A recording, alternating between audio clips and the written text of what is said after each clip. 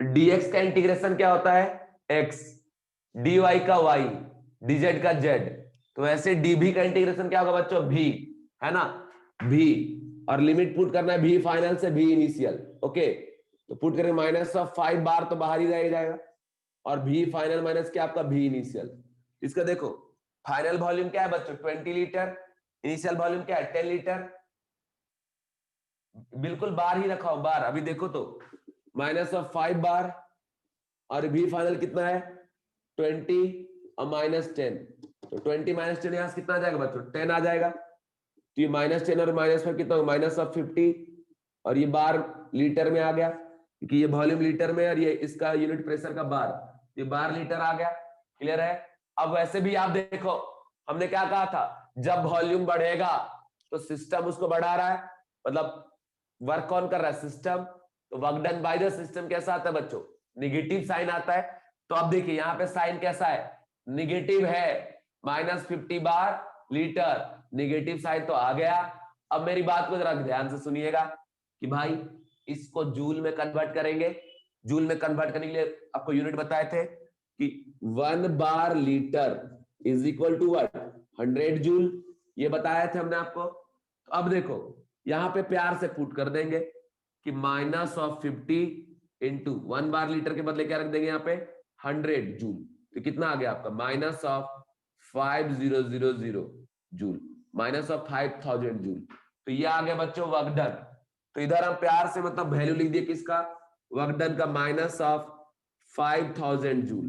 ठीक है, ये वर्क डन जो हमने कैलकुलेट किया है, क्या किसी को इसमें प्रॉब्लम है तो आंसर दो जल्दी, और अगर नहीं प्रॉब्लम है तो यस लिख के सेंड करिए, और वो भी जल्दी बिना टाइम खराब किए।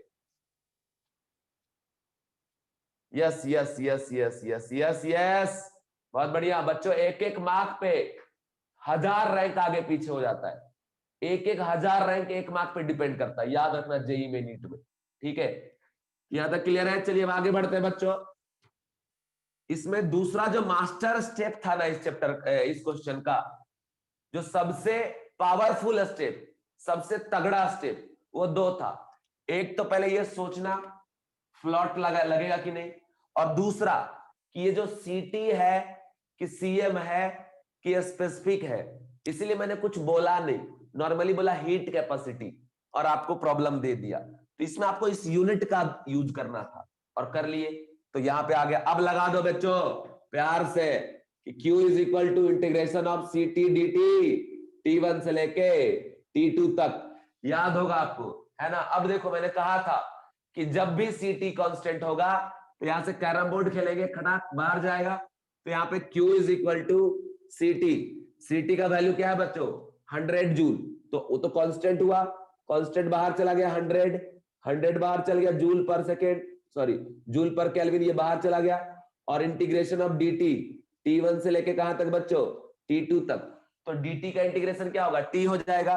तो यहां से वैल्यू आ जाएगा Q equal to 100 into T1 से T2। तो अब यहां पुट कर देंगे 100 इंटू T2 माइनस T1। तो देखो ये जो T2 माइनस T1 है इसी को क्या बोलते हैं डेल्टा T।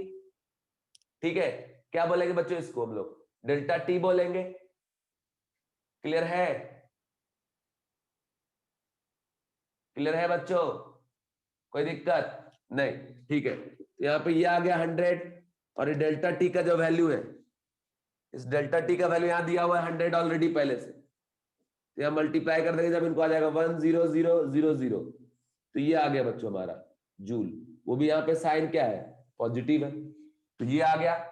तो यहां से क्यू निकाल लिए बच्चों, और इधर से वर्क डन निकाल लिए, इसका साइन निगेटिव है। ठीक है, अब क्या करेंगे बच्चों, अब क्या करेंगे कि अब हम आगे बढ़ेंगे और यहां लगा देंगे आप फॉर्मूला लगा देंगे किस चीज का, फर्स्ट लॉ ऑफ थर्मोडायनेमिक जो आपको मैंने पढ़ाया है, उसी फर्स्ट लॉ ऑफ थर्मोडायनेमिक को आप अप्लाई कर दो और प्रॉब्लम को बच्चों कर लेंगे फिर सॉल्व। ठीक है, तो इस बात का आपको ध्यान रखना पड़ेगा। ठीक है बच्चों, क्लियर है आपको, कोई दिक्कत, कोई दिक्कत है क्या बच्चों, नहीं होना चाहिए। अब यहां लगा दो कि delta U is equal to Q plus W. तो अब देखो क्यू का वैल्यू कितना है बच्चों 10,000, ठीक है, माइनस वर्क डन का वैल्यू कितना है, माइनस ऑफ 5000, ये हमने कर दिया। ठीक है, समझ रहे हो, माइनस ऑफ क्या कर दिया यहाँ पे 5000, क्योंकि यहाँ पे वर्क डन का वैल्यू विद साइन पुट करेंगे, मैंने आपको बताया था ना, इधर से आपने वर्क डन निकाला माइनस ऑफ 5000, तो यहाँ पे पुट कर देंगे माइनस 5000, कितना आ जाएगा बच्चों, यहाँ पे 5000 आ जाएगा। नेट हमारे पास क्या, change in internal energy, unit क्या रहेगा इसका बच्चों, जूल। ठीक है, अगर इसको आप जीरो नहीं आया, मैं तो बोला ही था, मुझे याद नहीं है, निकालना पड़ेगा। ठीक है, डिवाइड में क्या कर देंगे आप, 1000 कर देंगे, तो मान लो अगर डिवाइड कर देंगे 1000 से तो क्या आ जाएगा 5 किलो जूल। ठीक है, ये आ गया चेंज इन इंटरनल एनर्जी। ठीक है, देखो तो ये कंडीशन है। नहीं नहीं भाई, 10,000 माइनस और माइनस कैसे करेंगे, यहाँ पे क्या फॉर्मूला है, delta U is equal to Q plus W ना है, ये ना फॉर्मूला है। तो क्यू का वैल्यू कितना है 10,000, वही रख दिए, और डब्ल्यू का वैल्यू क्या आया, माइनस ऑफ 5000 आया, या माइनस ऑफ 5000 ना रखेंगे, माइनस ऑफ माइनस कैसे करेंगे, नहीं, work done equal to minus PdV तो पहले ही कर चुके, तो यहां माइनस थोड़ी ना करेंगे, बार बार माइनस थोड़ी लगाएंगे अपने मर्जी से, आप खुद ही समझो ना, वर्क डन निगेटिव आ गया है ना, वर्क डन बाय सिस्टम है, तो उसको माइनस 2 बार लगा दोगे तो प्लस कर दिए तुम, फिर माइनस 2 बार नहीं लगाएंगे। ठीक है, तो ये आ गया बच्चों। ठीक है, मान लो बच्चों, मान लो एक बार एक बच्चा बोल रहा है कि सर जीरो कैसे आएगा, जीरो अगर लाना चाहे तो कैसे आएगा, मान लो ये टोटल हीट कैपेसिटी को 50 बना दे, सपोज 50, ठीक है, 50 जूल पर केल्विन, तो फिर यहाँ पे क्यू क्या आ जाता, 50 इंटू डेल्टा टी कितना 100, तो कितना आ जाता है ये 5000। ठीक है बच्चों, अगर सीटी का वैल्यू 50 होता तो ये 5000 आ जाता। अब यहां लगाएंगे delta U is equal to Q plus W. देखो मेरे प्यारे बच्चों, बुक में अलग तरीके से लिखा रहता है, उसके चक्कर में फंसना नहीं है, सीधा सीधा बात याद रखना है कि भाई ये जो वर्क डन यहां पुट करेंगे, बाहर जो हमने कैलकुलेट किया है उसे उठा के लाएंगे और यहां रख देंगे, बस, और कुछ नहीं करना है। साइन में अपने मर्जी से कुछ मत पुट करना, सुन लो, साइन सिर्फ अपने मर्जी से तभी पुट करना जब ग्राफ वाला प्रॉब्लम होगा, वो बताए हैं, क्लॉकवाइज घूमेगा तो क्या करना है, एंटी क्लॉकवाइज घूमेगा तो क्या करना है, बताया हूं, गड़बड़ नहीं करना। अब देखो Q का वैल्यू कितना आया है 5000 आया, ठीक है, और यहाँ प्लस लगा रहे हैं मैं, ऐसे मान लो, और वर्क डन का वैल्यू इधर कितना आया है माइनस 5000 आया, तो माइनस ऑफ 5000 ये आ गया बच्चों, दोनों मिलके चला गया घूमने, 4 धाम के यात्रा पे, तो दोनों मिलके घूमने गया, पैसा खर्च करके आया जीरो बन के। ठीक है, तो इधर से डेल्टा यू का जो वैल्यू है वो क्या हो गया बच्चों, जीरो। ठीक है, चलिए, तो ये हो गया, अगर ऐसा होता तब, ठीक है, समझ गए, तो ये कंडीशन है। चलो ठीक है बच्चों, अब मैं आगे बढ़ रहा हूं, यहां तक सारा कंडीशन बता दिए। एक और क्वेश्चन मैं आपको देने जा रहा हूं, और ये क्वेश्चन बहुत इजी है, लेकिन कंसेप्ट लगेगा, ध्यान से सोचना। ठीक है, आखिरी क्वेश्चन है इस टॉपिक का। ठीक है, अब इसमें लिखो क्वेश्चन, क्वेश्चन ये बच्चों, क्वेश्चन लिखिएगा, क्वेश्चन लिखिएगा बच्चों, क्वेश्चन है कि 5 mole of O2, 5 mole of O2 gas, 5 mole of O2 gas are heated in a, are heated in a closed rigid container,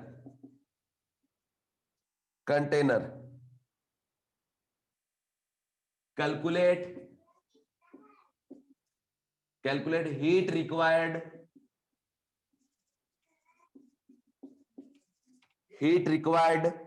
to change its temperature,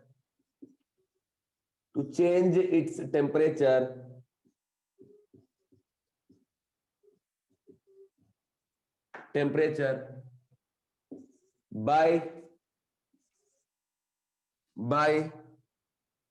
27 degree Celsius to 227 degree Celsius. बच्चों ये चीज है problem. एक बात और मैं बता दूं कि जब भी आप प्रॉब्लम सॉल्व करें फिजिकल केमिस्ट्री का, तो यहां पे हम लोग टेम्परेचर केल्विन में यूज करते हैं, और केल्विन डिग्री सेल्सियस का रिलेशन आपको पता होगा। यहां पे हीट फाइंड करना है, heat, 5 mole of O2 gas are heated in a closed rigid container. Calculate heat required. Heat Q का वैल्यू निकालना है, Q का टेम्परेचर केल्विन में अगर आपको निकालना तो ऐसा होता है बच्चों कि temperature equal two degree Celsius plus 273, तो ये जो है उसमें केल्विन में आ जाएगा। मतलब जब भी डिग्री सेल्सियस में दिया रहे उसमें 273 ऐड कर दो, ये टेम्परेचर कन्वर्ट हो जाएगा आपका। सोचो, वही तो दिमाग लगाना है ना भाई, सोचो, उसके बाद तो मैं बता ही दूंगा। पहले आप सोचो, सारे बच्चे सोचिए, हाउ टू कैलकुलेट हीट, किस तरीके से आप कैलकुलेट करेंगे। सोचो सोचो सोचो सोचो सोचो। 5 mole of O2 gas are heated in a close rigid container, है ना। Calculate heat required to change its temperature. जो भी क्लास में प्रॉब्लम कराऊंगा बच्चों, वो बाद में आपको हेल्प करेगा। सारे प्रॉब्लम कंसेप्चुअल है। यस यस यस यस, बहुत बढ़िया, सोच लिए, बहुत बढ़िया बहुत बढ़िया बहुत बढ़िया। बट वैल्यू कहां से लाओगे बेटा, वैल्यू तो लाओ।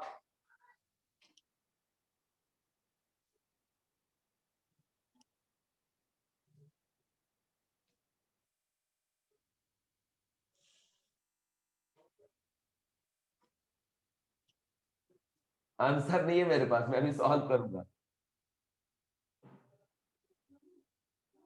ओहो, सही है सही है सही है आंसर, बहुत बढ़िया। चलो, बहुत सारे बच्चों ने सोचा, मुझे अच्छा लगा, और आपने सोच लिया, बहुत बड़ी बात, क्योंकि ये क्वेश्चन जो है ना जेई एडवांस लेवल की है, बिल्कुल बहुत अच्छी लेवल की प्रॉब्लम है। अब इसमें आप देखिए, फिर मैं बता रहा हूं, 5 mole of O2 gas are heated in a close container, तो एन का वैल्यू 1, नहीं, एन का वैल्यू क्या लेके चलेंगे 5, ठीक है। उसके बाद बोल रहा है कि क्लोज रिजिड कंटेनर, मतलब रिजिड है, वॉल्यूम चेंज नहीं हो सकता। वॉल्यूम क्या है बच्चों, कांस्टेंट, ठीक है। तो इसका डीवी या डेल्टा भी का वैल्यू क्या होगा, 0, समझ रहे हो, वॉल्यूम कांस्टेंट। और आपको मैंने पढ़ाया, मैंने, कि जब सीएम हम लिखते हैं ना, molar heat capacity at constant volume, उसको क्या बोलते हैं बच्चों, सीवी, ठीक है। Molar heat capacity at constant volume is what, CV, क्योंकि कुछ भी दिया हुआ नहीं है। अगर कुछ दिया होता तो उसका यूज करते, और अगर कुछ भी नहीं दिया हुआ है तो डायरेक्ट इसका यूज करेंगे। अब देखो, ये जो O2 गैस है, ये कैसा है, डायटोमिक गैस, एन का वैल्यू 2 है। इसके लिए सीवी का वैल्यू निकालेंगे हम। कैसे निकालेंगे बच्चों, तो सीवी हम निकाल लेंगे कंसेप्ट का यूज करके, कि सीवी इज इक्वल टू क्या, 3 + 2 × R/2, क्योंकि ट्रांजिशनल 3, रोटेशनल 2, तो क्या जाएगा 5R/2। और याद रखना, डायटोमिक के लिए 5R/2 होता है, मोनो के लिए 3R/2 होता है, और यहां वाइब्रेशनल को कंसीडर नहीं करेंगे। तो यहां कितना आ गया बच्चों, 5R/2। ये मिल गया हमको किसका वैल्यू, सीवी का। अब तो आराम से आंसर निकाल लेंगे। क्या निकाल लेंगे, कि Q is equal to N CV integration of dt, T1 से लेके T2 तक, बस, और कुछ करना नहीं है, क्योंकि अमाउंट ऑफ गैस बाहर चला गया, सीबी कांस्टेंट है, बाहर चला गया, एन सीबी dt का इंटीग्रेशन T1 से लेके T2 तक। अब देखो बच्चों, एन सीबी, एन का वैल्यू कितना है, 5 है, सीबी का वैल्यू कितना आया, 5R/2 आया, और into T2 - T1, T2 - T1 मतलब डेल्टा टी। अब देखिए बाबू, डेल्टा टी आप डिग्री सेल्सियस में निकालो, या डेल्टा टी आप निकालो केल्विन में जाके, बात बराबर ही रहता है, बात बदलता नहीं है, ठीक है। यहाँ डिफरेंस कितना है, 227 में 27 माइनस कर दो, कितना आ जाएगा, 200 आ जाएगा। तो 5 × 5R/2, और इंटू क्या आ जाएगा बच्चों, यहाँ पे 200 आ जाएगा। तो इसको जब आप सॉल्व कर लोगे ना पूरा, ये देखो इधर से कट गया, इधर 100 आ जाएगा, इधर हो जाएगा, इसको पूरा सॉल्व कर लो। सॉल्व करने के बाद जो वैल्यू आएगा,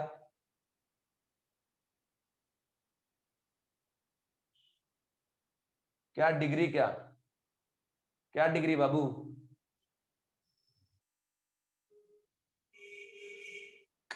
मैं क्या कह रहा हूं ना, कि केल्विन में लो या डिग्री में, डिफरेंस वही रहता है, डिफरेंस थोड़ी ना बदलेगा, गैप तो वही ना रहेगा, क्योंकि 273 केल्विन इसमें भी ऐड करेंगे तो ये कितना हो जाएगा, 300 केल्विन हो जाएगा। और अगर इसमें 273 ऐड कर देंगे कितना हो जाएगा, ये 500 हो जाएगा। तो 500 में 300 माइनस करेंगे तब भी कितना रहेगा, 200 का गैप रहेगा। तो डिफरेंस जब निकालना हो ना, तो डिग्री सेल्सियस में गैप निकालो या केल्विन में गैप निकालो, वैल्यू में कोई चेंजेस नहीं आता, वैल्यू वही रहता है। तो यहां से आगे बच्चों आपका 25 into 100 R, this value is equal to what बच्चों, हीट। और ये आंसर किस में है, आर का वैल्यू आप रख देंगे 8.314, तो आंसर किस में आ जाएगा बच्चों, जूल में। बस इसको सॉल्व करना है इस तरीके से, ठीक है। सारे बच्चे एक बार रिप्लाई कर दीजिए, फिर ये कैमरा मैं स्ट्रेट करूंगा। क्या आपको ये क्लियरली समझ में आ गया, क्लियरली समझ में आ गया? ठीक है बच्चों, सारे बच्चे रिप्लाई करो, सारे बच्चे रिप्लाई करिए, ईच एंड एवरी स्टूडेंट सारे कर दो, क्योंकि सभी के लिए ना पढ़ा रहे हैं, तो सभी रिप्लाई करोगे ना, ठीक है। यस, अब आगे बढ़ता हूं बच्चों, और हीट से रिलेटेड आज बहुत सारे प्रॉब्लम सेंड करूंगा, लेकिन वो सारे प्रॉब्लम इनसे इजी होगा, क्योंकि जो सबसे टफ प्रॉब्लम हो सकता है वो मैं यहां करवा दिया हूं, ठीक है, ताकि आपको बाद में दिक्कत ना हो मेरे प्यारे बच्चों, ठीक है। चलिए, अब मैं आपको पढ़ाने जा रहा हूं नेक्स्ट टॉपिक। नेक्स्ट टॉपिक का नाम है बच्चों इंटरनल एनर्जी, जो कि हमने फर्स्ट लॉ ऑफ थर्मोडायनेमिक में आपको उसके बारे में थोड़ा बहुत बताया भी, बट अभी बच्चों मैं आपको पढ़ाने जा रहा हूं एकदम इंडिविजुअली अबाउट व्हाट, तो अबाउट इंटरनल एनर्जी। तो ध्यान से सुने, समझे और सीखे कि आखिर इंटरनल एनर्जी क्या होता है। और मैं यहां पे आपको पढ़ाने से पहले एक बात बता दूं कि जो लॉजिक बताते जा रहा हूं उसको समझो, सीखो, बाद में अप्लाई करना, ठीक है। अप्लाई करके आपको आंसर लाना है, और सारा कंडीशन मैं आपको बताऊं, कुछ बातें ऐसा होगा जो आप फर्स्ट टाइम सुनेंगे, हो सकता है कुछ बातें पहले से आपको पता होगा, बट मैं आपको बताऊंगा, ध्यान से समझते जाना। तो बच्चों रफ पेज में लिखते जाएंगे, ध्यान से सुनिएगा। हेडी में लिखोगे बच्चों टोटल, टोटल और internal energy, energy of system. Total या फिर इंटरनल एनर्जी का हम बात करने जा रहे हैं।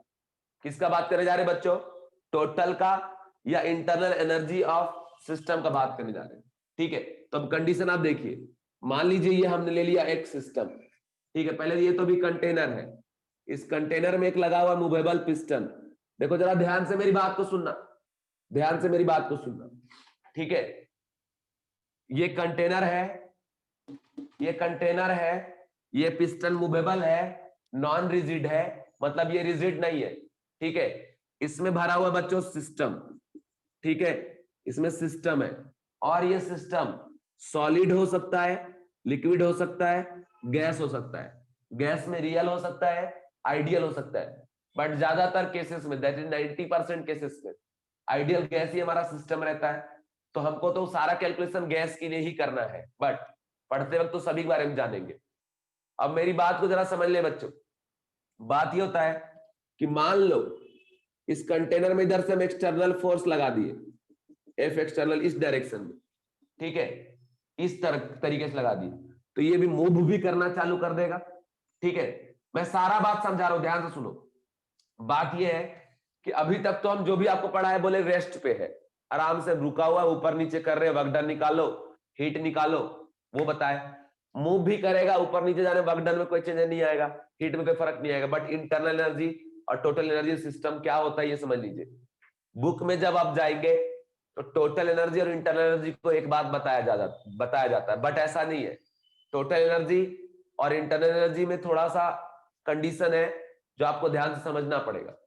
सीधी बात आप समझ ले, टोटल एनर्जी का मतलब है कि अगर मैं सिस्टम हूं तो हमारे पास जितने भी काइंड का एनर्जी है उन सभी का सम कहलाएगा बच्चों टोटल एनर्जी ऑफ सिस्टम, ठीक है। मैंने क्या बोला, मेरी बात को जरा समझ लीजिए। हम एक सिस्टम है, हमारे पास जितने भी काइंड का, सभी टाइप का जो भी एनर्जी है उन सभी को ऐड कर देंगे, ऐड करने के बाद जो नेट वैल्यू आएगा उसे हम बोलेंगे टोटल एनर्जी ऑफ सिस्टम। अभी देखो मैं रेस्ट पे हूं, खड़ा हूं, ठीक है, तो हमारे पास हमारे बॉडी के इनसाइड जो एनर्जी होगा जितने भी टाइप के, उन सभी के एनर्जी का सम क्या कहलाएगा बच्चों, टोटल एनर्जी। और उसी को हम क्या बोलते हैं, इंटरनल एनर्जी ऑफ सिस्टम। दूसरा देखो, अगर मैं ऐसा दौड़ रहा हूं, ठीक है, मान लो ध्यान से देखना, अभी यहां से ऐसे ऐसे दौड़ते जा रहा हूं, तो जब हम दौड़ेंगे तो मेरे पास मेरा वेलोसिटी भी होगा, और अगर वेलोसिटी हुआ तो हमारे पास काइनेटिक एनर्जी भी होगा, क्योंकि आपको पढ़ाया हो गया होगा कि काइनेटिक एनर्जी क्या होता है बच्चों, हाफ mv², होता है कि नहीं होता है। तो अब जरा देखिए, अगर हम दौड़ना स्टार्ट कर दिए ना ऐसे ऐसे, ठीक है, तो मेरे पास मेरे अंदर जो एनर्जी है वो तो है ही, साथ ही साथ हमारे पास काइनेटिक एनर्जी भी आ गया, तो वो भी टोटल एनर्जी में काउंट होगा। ये बात भी ध्यान रखना, जब रेस्ट पे है हमारे बॉडी के अंदर जो एनर्जी है सिर्फ वही हमारा एनर्जी है, लेकिन जब हम दौड़ना स्टार्ट कर दिए बच्चों, तो दौड़ते वक्त हमारे पास एक और एनर्जी आ गया। वो कौन सा एनर्जी आ गया बच्चों, वो है काइनेटिक एनर्जी। ठीक है, तो मेरी बात को जरा ध्यान से समझिएगा कि ऐसा है बच्चों कि यहां बाहर से एक फोर्स लगा दिए, ठीक है, और ये सिस्टम है, और इसमें some presence of some external field, ठीक है, ये सम एक्सटर्नल फील्ड है, some external field. External field का मतलब कौन सा, मैग्नेटिक फील्ड या इलेक्ट्रिक फील्ड, किसी भी टाइप का फील्ड, कोई भी फील्ड। तो इस केस में क्या होगा बच्चों, इस फोर्स की वजह से जनरेट होगा काइनेटिक एनर्जी, ठीक है। ये जो फोर्स लगाएंगे इस पे, तो धक्का देंगे तो आगे बढ़ेगा, इसके बाद वेलोसिटी भी इस डायरेक्शन में आ जाएगा, तो इसका काइनेटिक एनर्जी भी डिफाइन होगा। तो यहाँ पे क्या होगा बच्चों, इस एक्सटर्नल फोर्स से काइनेटिक एनर्जी आ जाएगा, और इस सम एक्सटर्नल फील्ड की वजह से क्या आ जाएगा बच्चों, इसके पास पोटेंशियल एनर्जी, ठीक है, पोटेंशियल एनर्जी। और साथ ही साथ ये जो सिस्टम है इसके अंदर का भी इसके पास अपना एनर्जी है, तो इस कंडीशन में kinetic energy plus potential energy and plus इस सिस्टम के अंदर का जो भी जितने टाइप का एनर्जी है उन सभी को जब एक साथ जोड़ देंगे तो इस एनर्जी को हम लोग बोलेंगे बच्चों टोटल एनर्जी ऑफ सिस्टम। ठीक है, मैं फिर एक बार रिपीट कर रहा हूं कि मैं अभी खड़ा हूं, तो मेरे अंदर जो भी एनर्जी, मैं सिस्टम हूं, तो उसको हम लोग बोलेंगे इंटरनल एनर्जी। मेरे इनसाइड का, बॉडी के अंदर जो भी एनर्जी है वो क्या हो गया आपका इंटरनल एनर्जी। और मान लो कि मैं दौड़ना स्टार्ट कर दिया, स्पीड बढ़ा दिए, तो क्या हो जाएगा, मेरे अंदर का काइनेटिक एनर्जी भी जनरेट हो जाएगा, ठीक है, मेरे पास क्या आ जाएगा काइनेटिक एनर्जी। तो अंदर का तो एनर्जी है ही, साथ ही साथ प्लस क्या काइनेटिक एनर्जी आ गया। और हमारे तरफ अगर कोई फील्ड है, इलेक्ट्रिक फील्ड, मैग्नेटिक फील्ड, तो उसकी वजह से पोटेंशियल एनर्जी जनरेट होगा। तो टोटल यहाँ पे कौन कौन सा एनर्जी आ गया बच्चों, kinetic energy plus potential energy, ठीक है, और साथ में क्या आ गया बच्चों, इस सिस्टम का क्या आपका इंटरनल एनर्जी। मैं आपको यह भी बताऊंगा कि इंटरनल एनर्जी सिस्टम में कैसे जनरेट होता है। जैसे अब हम लोग इंसान हैं, ठीक है, तो हम लोग जब खाना खाते हैं ना, उसके वजह से हमारे अंदर एनर्जी जनरेट कर होता है, ठीक है। तो उस केस में क्या होता है कि हमारे पास जो है एनर्जी मिलता है काम करने का। जैसे मैं अभी अकेला रहता हूं यहाँ पे, तो खाना तो बनाते नहीं, 4-5 दिन, 1 आध दिन बनाते हैं, तो मैं ये सब रखता हूँ इधर जुगाड़ कि भूख लगा खींच लिए इधर से खा लिए, तो ताकि मतलब एनर्जी मिलता रहे, काम चलते रहना चाहिए, काम रुकना नहीं चाहिए, खाना खाओ चाहे नहीं खाओ, कुछ ना कुछ एनर्जी मिलते रहना चाहिए बीच बीच में, तो माइंड भी फ्रेश रहता है, काम भी होता है। बस वैसे ही जो खा अरे सुनो भाई, ठीक है, तो अभी आप मुझे बता दीजिए कि ये जो कहानी बताए, ये कहानी समझ में आ गया तो मैं आगे बढ़ जाऊं, जल्दी बोलो सारे बच्चे बोलो बोलो। ठीक है, चलिए ये हो गया। तो अब हम यहां लिखते हैं बच्चों कि total energy is equal to kinetic energy plus potential energy अब प्लस इंटरनल एनर्जी। ठीक है, क्या मैसेज किया है भाई आपको,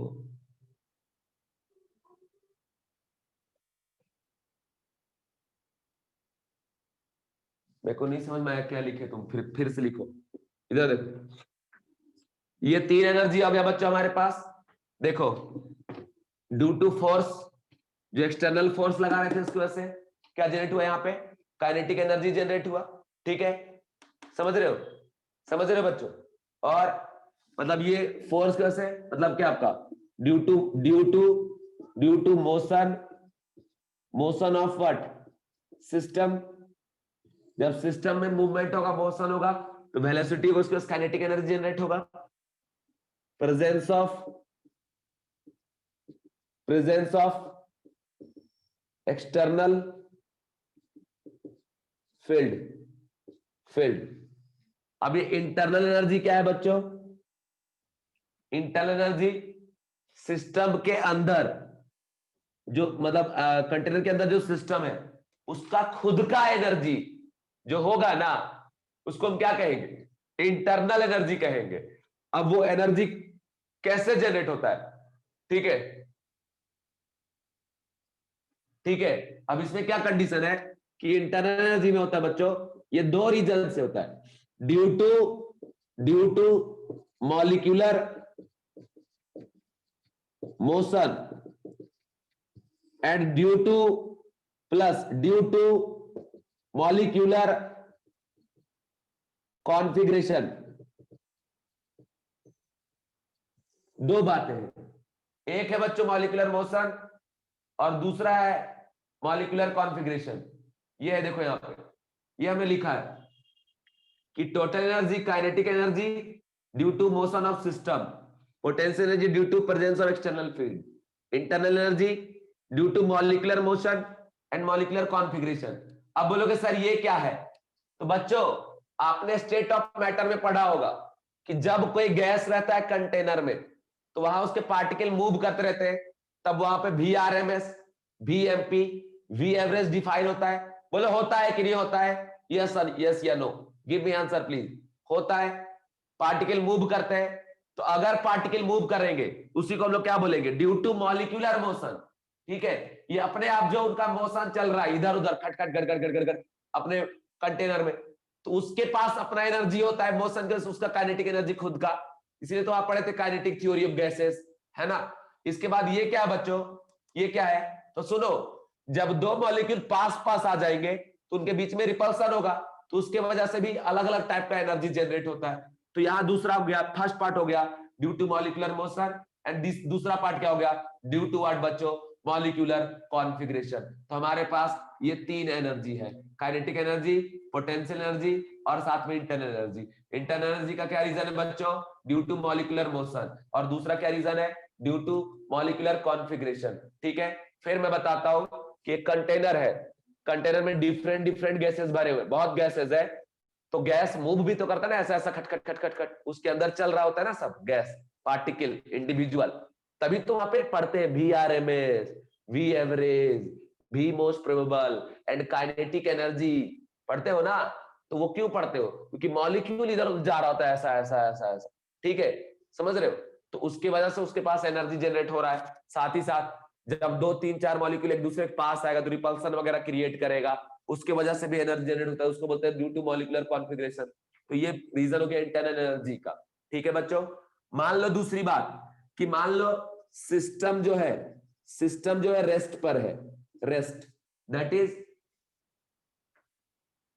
तो काइनेटिक एनर्जी तो मेरे हमने क्या बोला, टोटल एनर्जी हमारे जो अंदर का है उन सभी का सम क्या हुआ? Internal energy. तो उसी का एक पार्ट है काइनेटिक एनर्जी, वो तो मैं बोल ही रहा हूं ना, क्योंकि वेलोसिटी के वजह से जो आएगा वो उसका काइनेटिक एनर्जी होगा। ये काइनेटिक एनर्जी और इस काइनेटिक एनर्जी में डिफरेंस है। ये काइनेटिक एनर्जी बाहर से धक्का दे रहे वो है, और ये जो है वो अलग चीज हो गया ना। इस काइनेटिक एनर्जी में उसको ऐड हम नहीं करेंगे, वो हमारे अंदर की बात है। तो अंदर वाली सारी बातें एनर्जी रिलेटेड इंटरनल में जाएगी, इंटरनल अंदर, ठीक है। तो बात जरा सुनो कि अगर सिस्टम रेस्ट पे है तो एक्सटर्नल वेलोसिटी जो दिया जा रहा है कंप्लीट सिस्टम को, ये क्या हो जाएगा आपका? 0। तो काइनेटिक एनर्जी ऑफ सिस्टम क्या हो जाएगा बच्चों? 0 हो जाएगा, ठीक है, समझ रहे हो। तो जरा इधर, या फिर मैं ऊपर लिखता हूं, जरा देखो ध्यान से। मैं ये बोल रहा हूं कि अगर सिस्टम जो है वो रेस्ट पर है, ठीक है, तो मतलब जो वेलोसिटी उसको दिया जा रहा था वो क्या हो गया आपका? 0। तो काइनेटिक एनर्जी जो बाहर से दिया जा रहा था वो क्या हो गया? 0। और किसी भी टाइप का एक्सटर्नल फील्ड प्रेजेंट नहीं है सिस्टम के अराउंड, ठीक है। तो उस केस में बच्चों उसका पोटेंशियल एनर्जी भी क्या हो जाएगा, जीरो। तो अब जरा देखिए, ये अगर काइनेटिक एनर्जी जीरो हो गया, पोटेंशियल एनर्जी जीरो हो गया, तो ये दोनों टाइप का एनर्जी क्या हो गया बच्चों आपका, जीरो। क्यों जीरो हो गया, क्योंकि हम बाहर से उसको कोई फोर्स वगैरह अप्लाई नहीं कर रहे। तो देन इस केस में क्या हो गया बच्चों कि total energy is equal to what बच्चों, व्हाट माय डियर स्टूडेंट, मेरे प्यारे बच्चों, इज इक्वल टू व्हाट आपका इंटरनल एनर्जी। ठीक है, ये आ गया। अब टोटल एनर्जी को ई से रिप्रेजेंट करते हैं और इंटरनल एनर्जी को यू से रिप्रेजेंट करते हैं।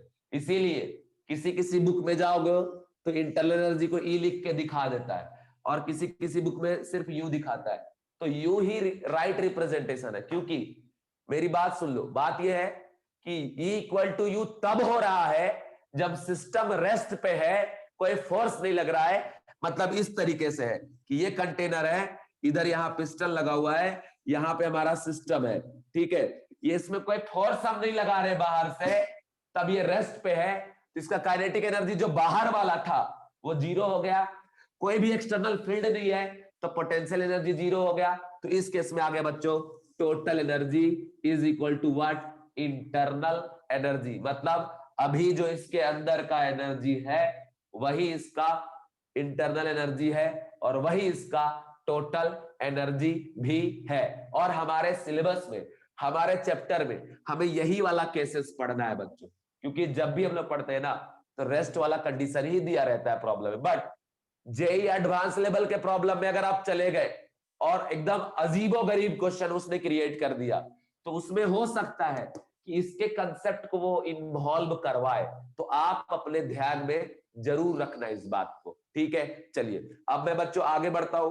अब यहां तक मैंने आपको बता दिया इंटरनल एनर्जी के बारे में, ठीक है, कि at rest and in absence of any type of external field, ठीक है, kinetic energy zero, potential energy zero. Then उस केस में क्या होगा बच्चों कि इंटरनल एनर्जी जो है वो टोटल एनर्जी के बराबर हो गया, ठीक है। समझ गए बच्चों, यहां तक बात समझ में आ गया आपको? कोई दिक्कत वाली बात है क्या? यस या नो? सारे बच्चे एक बार रिप्लाई कर दिए, फिर आगे बढ़ूंगा क्योंकि टाइम बहुत कम बचा हुआ है।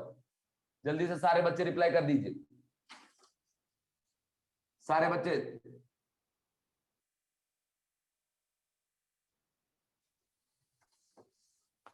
ठीक है, चलिए यहां तक हो गया। अब देखो, अब हम आपको लेके जा रहे हैं इंटरनल एनर्जी। अब फिर बोलेंगे इंटरनल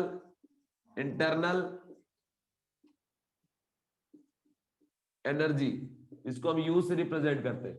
अब इंटरनल एनर्जी का डेफिनेशन क्या लिखेंगे कि summation of all kind of energy present inside system, ठीक है, is known as what, internal energy. ठीक है, जितने भी टाइप के एनर्जी है उसके पास, उन सभी टाइप के एनर्जी का जो सम होगा बच्चों, उसी को हम लोग क्या बोलेंगे, इंटरनल एनर्जी। अगर आप डेफिनेशन लिखते तो क्या लिखते बच्चों कि any substance having some amount of matter is associated with definite amount of energy which is known as what, internal energy. या दूसरा पॉइंट लिखेंगे, क्या लिखेंगे, summation of all kind of energy is known as what बच्चों, internal energy. ठीक है, तो ये बात आप ध्यान में रखिएगा, ठीक है। क्लियर है बच्चों, क्लियर है? अब देखो हम जा रहे हैं इंटरनल एनर्जी यू पे। यू पे मतलब हम बात करने जा रहे हैं अबाउट सिस्टम के बारे में, सिस्टम के बारे में, ठीक है। रेस्ट पे रहे, चुपचाप रुका हुआ है। अब हम यहां बात कर रहे हैं कि ये जो आप देख रहे हो ना इंटरनल एनर्जी, इसका वो किस किस बात पर डिपेंड करता है। तो देखो बच्चों, सिस्टम जो है इसमें बहुत सारे पार्टिकल होंगे, ऐसे ऐसे बहुत सारे, इन पार्टिकलों का भी मोशन चल रहा है, उनके वजह से उसका क्या रहा होगा बच्चों, आपका काइनेटिक एनर्जी, ठीक है। तो इसका इंटरनल एनर्जी एक तो किस पे डिपेंड कर रहा है, काइनेटिक एनर्जी पे। और ये काइनेटिक एनर्जी किसका, not this movement of container, because of movement of what, individual particle, ठीक है। तो ये काइनेटिक एनर्जी आ गया।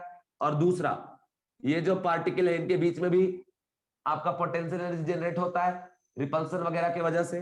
तो प्लस यहाँ पे क्या आपका पोटेंशियल एनर्जी, ठीक है। और पोटेंशियल एनर्जी का एक और आपको बात बता सकता हूं कि मान लो कोई पार्टिकल अभी यहाँ है, बाद में यहाँ टकरा के ऊपर चला गया, तो जैसे ऊपर जाएगा तो इसका वॉल्यूम का कंडीशन चेंज होगा, और हाइट जब चेंज होगा तो उसका पोटेंशियल एनर्जी भी क्या होता है बच्चों, चेंज होता है। समझ रहे हो? तो ये बात आप ध्यान रखें। इसीलिए हम लोग क्या बोलते हैं ना कि कंटेनर में वॉल्यूम बढ़ेगा या कम होगा, तो एनर्जी चेंज होता है। क्यों? ऊपर नीचे जब जाता है ना तो पोटेंशियल एनर्जी में चेंजेस आता है। ठीक है, तो एक हो गया काइनेटिक एनर्जी, दूसरा पोटेंशियल एनर्जी, और तीसरा है बच्चों other energy energy term. Different different type के उसके अलावा बहुत सारे एनर्जी होते हैं। ठीक है, अब ये डिफरेंट डिफरेंट टाइप के अदर एनर्जी टर्म क्या होते हैं बच्चों? तो ये अभी आप सुने नहीं हो, आगे जाके सुनोगे। डिफरेंट डिफरेंट टाइप का है। एक होता है binding energy, nucleonic energy, lattice energy. Different different type के अदर एनर्जी टर्म होते हैं किसमें? अंदर मॉलिक्यूल के पास। ठीक है, तो ये बात है। इन सभी का जो सम है बच्चों, इसी को हम लोग क्या बोलते हैं? Internal energy. ठीक है, अदर एनर्जी टर्म में आप क्या क्या मैंने बताया आपको? Nucleonic energy, binding energy, electrostatic energy and आपका लैटिस एनर्जी। ठीक है बच्चों, बाइंडिंग एनर्जी, ठीक है, लैटिस एनर्जी, इलेक्ट्रोस्टैटिक एनर्जी। ठीक है, समझ गए? न्यूक्लियनिक एनर्जी, न्यूक्लियस जो होता है ना उसके पास भी अपना सम अमाउंट ऑफ एनर्जी होता है, न्यूक्लियनिक एनर्जी। तो ये हो गया आपका अदर एनर्जी टर्म।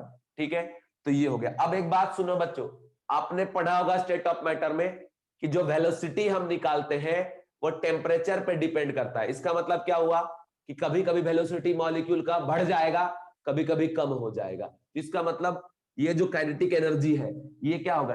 वेरिएबल होगा, मतलब ये चेंज हो सकता है। पोटेंशियल एनर्जी ये भी चेंज हो सकता है। कैसे?